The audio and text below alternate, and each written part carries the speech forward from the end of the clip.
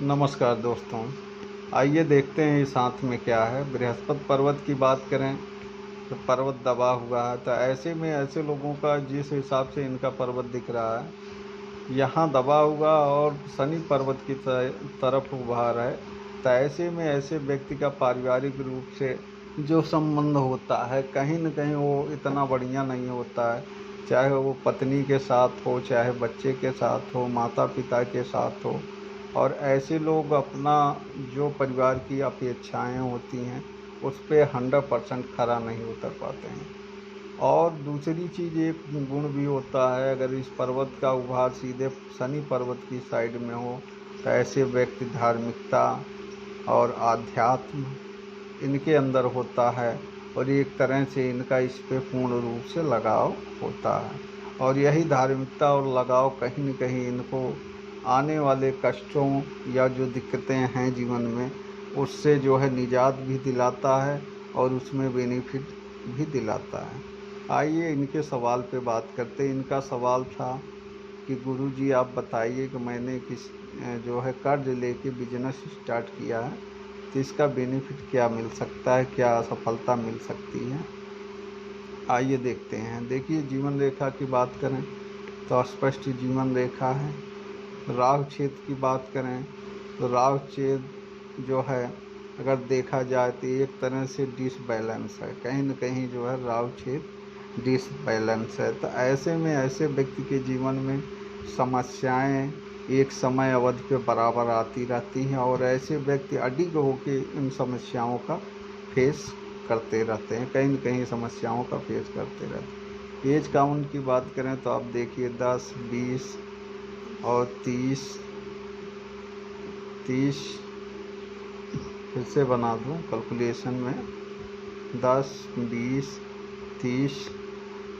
और आप देखिए एक छोटा सा यहाँ पे ध्यान से देखेंगे एक ट्रायंगल दिख रहा है, और आगे चल के जो है सीधे एक प्रोग्रेस, दो प्रोग्रेस रेखाएं ऊपर की तरफ जा रहे हैं। ऐसे में अगर टाइम पीरियड की बात करूं, अगर इनके भाग्य उदय की बात करूं या अच्छे दिन की बात करूं, कहीं न कहीं जो आर्थिक ग्रोथ की बात करूं, तो एक ऐसे में आप मान के चलिए कहीं न कहीं 30 प्लस के अवधि में इसका बेनिफिट इनको मिल सकता है। लेकिन रही बात बिजनेस की जो इन्होंने स्टार्ट किया है उसका क्या कंडीशन है। देखिए,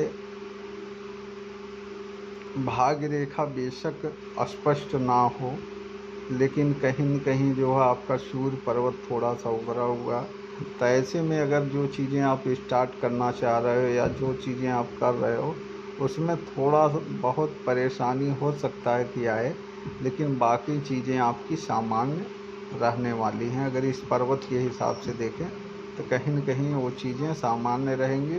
तो आपको मेरी राय यही है कि आप जो बिजनेस आप करना चाह रहे हो उसमें आप लग के करिए। हाँ, थोड़ा सा जो है फुली स्टेबिलिटी की अगर बात करें तो उसमें थोड़ा सा समय लगेगा आपको जो है इस्टेब्लिश होने में, लेकिन बाकी चीज़ें चूँकि सूर्य पर्वत सामान्य तौर पर सामान्य उभार लिया, तो ऐसे में बहुत ज़्यादा दिक्कतें नहीं आती हैं ऐसे व्यक्ति को। हाँ, ये कह सकता हूँ कि दिक्कत बहुत ज़्यादा नहीं आती, लेकिन सामान्य तौर पे कठिनाइयों का सामना करना पड़ता है। तो एक मेरी आपसे राय है, कहीं न कहीं आप जो भी बिजनेस आप कर रहे हैं